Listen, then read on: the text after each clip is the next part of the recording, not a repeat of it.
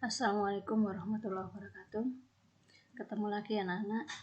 Pada kesempatan kali ini kita akan membahas makromolekul. Ini adalah materi terakhir di kelas 12 ya. Pada kesempatan kali ini kita akan membahas polimer ya, polimer dan asam karboksilat. Polimer dan karbohidrat ya. Jadi di sini polimer merupakan molekul raksasa yang terbentuk dari molekul-molekul yang terangkai secara berulang. Contohnya seperti ini. Ini disebut monomer.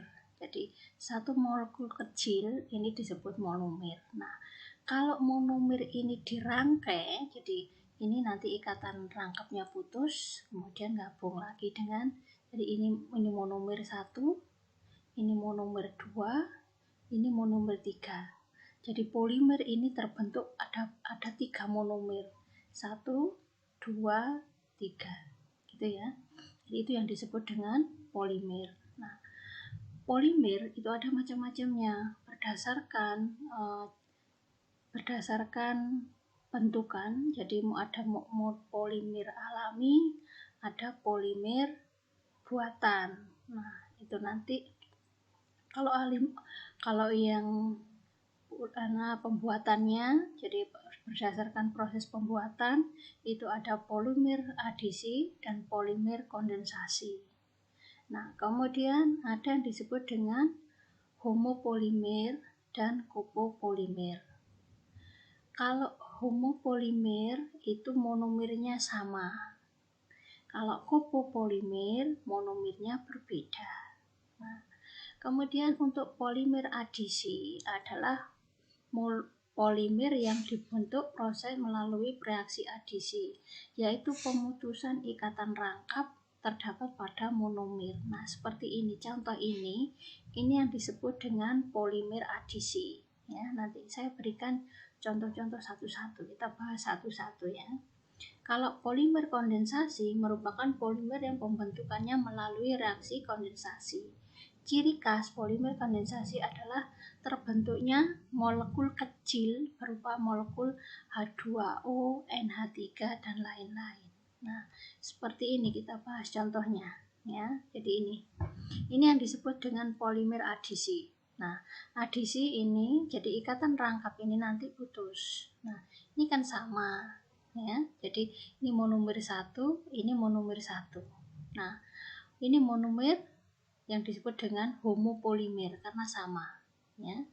Jadi dua monomer ini nanti ikatan rangkapnya putus, dua-duanya ini putus satu, sehingga ini nanti nyambung. Putusannya tadi ya, yang putus tadi ikatan rangkap putus itu nyambung jatuh. Nah, akan menjadi seperti ini. Ini yang disebut polimer ya. Ini yang disebut dengan polimer. Jadi ini monomer 1, monomer 2. Monomer 1 dan monomer 2 bergabung menjadi polimer. Nah, ini yang disebut dengan polimer adisi ya. Kemudian polimer kondensasi ya. Kalau polimer kondensasi dengan bereaksi secara kondensasi. Nah, ini ada molekul kecil ya, ada ini ya. Jadi ini urea dengan metanal, formaldehid, karena beda ya. Ini disebut copolimer ya. Jadi monomernya beda. Urea bergabung dengan metanal, formaldehid. Nah, di sini nanti ikatannya ini satu H lepas ya. Satu H lepas nanti bergabung dengan C yang ada di metanal. Nah, seperti ini. Nah, airnya lepas. Nah, jadi ini ya. H2O ini nanti lepas. O dengan H di sini nanti lepas. Ya. Terlepas sehingga menjadi gabungannya ini. Terbentuk polimer ya. Jadi bisa dipahami untuk homopolimer monomernya sama. Jadi ini styrena membentuk polistirena. Kalau copopolimer itu berbeda. Ini 1,6-diaminoheksana direaksikan dengan asam adipat membentuk nilon. Nah, nilon-nilon yang dipakai bahan dasar pembuatan pakaian, serat. Ya. Itu jenisnya. Kemudian sifat-sifat polimer. Ukuran massa rumus polimer menyatakan sifat polimer tertentu dinyatakan sebagai derajat polimerisasi berdasarkan keadaan fisik. Proses pemanasan polimer digelapkan menjadi 3 macam. Ada termoplastik, polimer yang melunak pada saat pemanasan, misalnya PVC, polietilen, bakelit. Ya. Kemudian termostain, polimer yang digunakan dipanaskan akan mengeras, misalnya melamin, polimetanol, dan selulosa.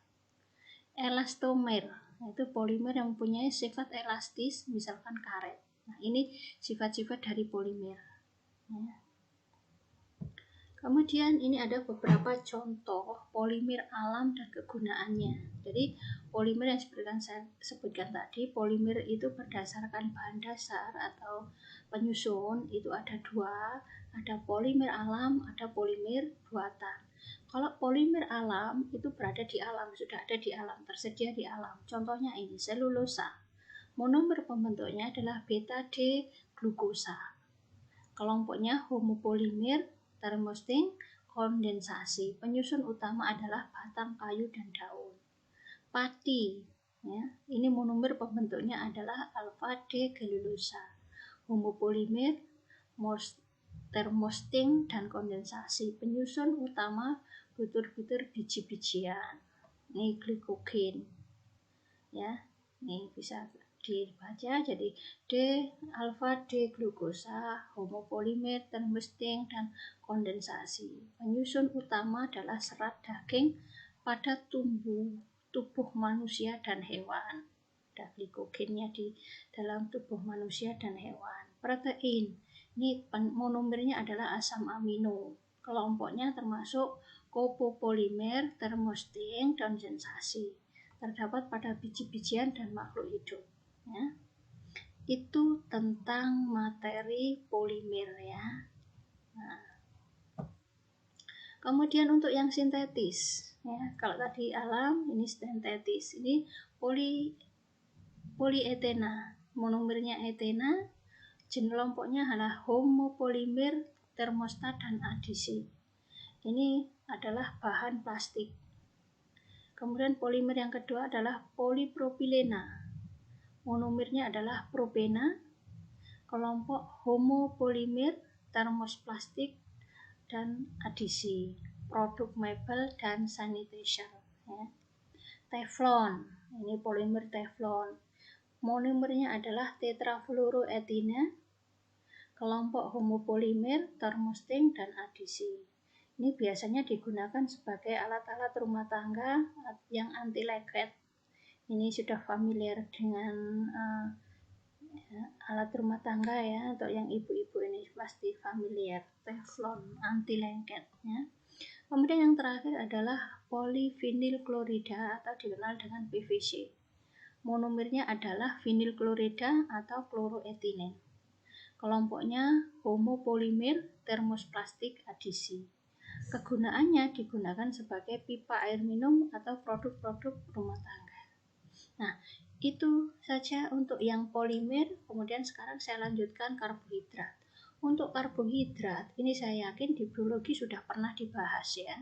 Jadi saya nggak akan membahas lebih lanjut atau lebih mendetail, karena saya yakin di biologi itu sudah dibahas tuntas, lebih mendalam lagi ya. Jadi karbohidrat secara umum ya, jadi karbohidrat dikenal dengan hidrat arang dengan rumus CmNH2ON ya. Ini N ya, maaf. N tergantung N.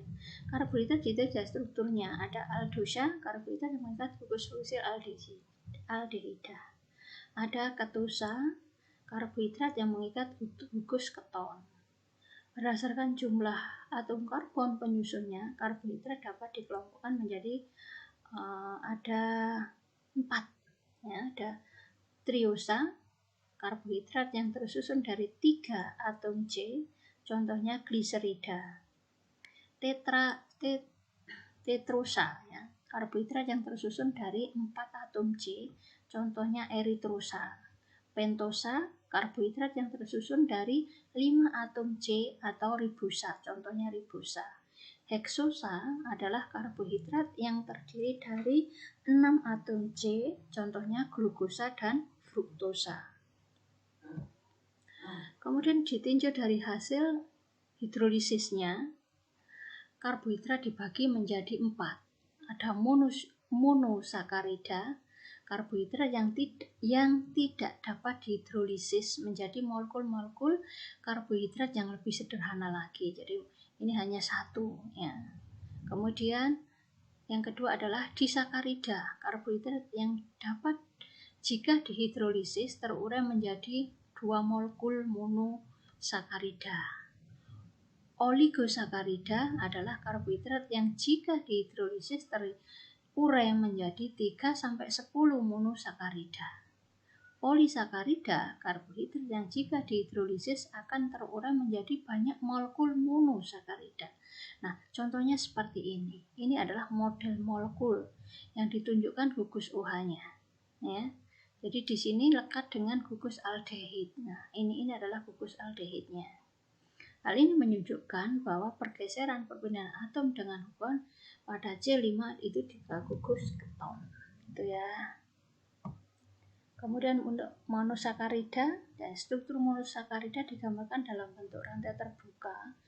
Nah, ini adalah Fischer dan bentuk tertutup atau formasi Haworth. Nah, ini ya, ini yang bentuk terbuka. Kalau ini yang bentuk tertutup atau konfirmasi Haworth ya, ini. Nah, bisa kalian pahami. Jadi kalau struktur terbuka, ini rantainya tidak tertutup ya, tidak siklis. Jadi ada aldoterosa dan ketotetrosa, glukosa dan fruktosa. Keisomeran geometri. Nah, glukosa merupakan isomer geometri ruang cincin karbon terbentuk sehingga membentuk gugus OH dan H berada dalam ruang berbeda. Nah, ini D dan L-nya. Ini. Perhatikan. Kemudian isomer optik. Nah, ini yang disebut dengan isomer optik. Jadi hanya kalau misalkan kita ini dianggap kita diberi cermin, nah bentuknya seperti ini. Nah, saling berhadapan. Kalau misalkan gugusnya berbeda, ini tidak satu ruang, nah, ini akan disebut ini polarisasi cahaya ya. Kemudian untuk menguji karbohidrat ada 3, yaitu uji molis. Ya, uji molis sebanyak merupakan sampel ditambah dengan 2 tetes naftanol 10% baru dibuat dan dikocok secara hati-hati, ditambahkan 2H2SO4 pekat sehingga timbul 2 lapis. Jadi kalau timbul 2 lapis berarti terbentuk ada karbohidrat. Jadi untuk uji molis. Kemudian uji yang kedua adalah uji Selivanov ya, uji Selivanov. Reaksi dibuat segera sebelum digunakan. Reaksi terdiri atas 12 ml HCl pekat dengan 3,5 ml resolsinol 0,5% ke dalam 1 ml sampel. Ditambahkan 5 ml per reaksi, kemudian disimpan dalam air mendidih selama 10 menit. Nah, ini. Kemudian ujian terakhir adalah uji benedik. Larutan benedik merupakan campuran CuSO4, natrium sitrat, dan natrium CO3. Ini ya. Kemudian ada uji Bohr ya. Reaksi ini terdiri dari tembaga ini sebenarnya kita praktek ya. Nah, yang paling gampang yang sering dipakai itu adalah uji iod ya. Ini bisa kalian uji di rumah. Kalau kalian punya betadin ya, jadi betadin itu kemudian kalian teteskan kepada misalkan nasi itu kita haluskan, campur dengan air, kemudian kamu tetesi dengan iod. Kalau larutan yang diperujut tadi memberikan warna biru, berarti mengandung karbohidrat. Itu cara yang paling gampang untuk mendeteksi adanya karbohidrat dengan Lauci Yod. Yang terakhir ini adalah uji Fehling. Nah, uji Fehling ini digunakan adanya karbohidrat bereaksi monosakarida, laktosa, dan maltosa. Larutan Fehling dapat dibuat dengan campuran CuSO4, itu Fehling A, plus natrium tartat, itu disebut Fehling B. Nah, itu aja untuk materi polimer dan karbohidrat ya. Silahkan nanti kalian pahami, kemudian nanti saya berikan soal-soal latihan untuk persiapan ujian semester ya. Itu aja. Assalamualaikum warahmatullahi wabarakatuh.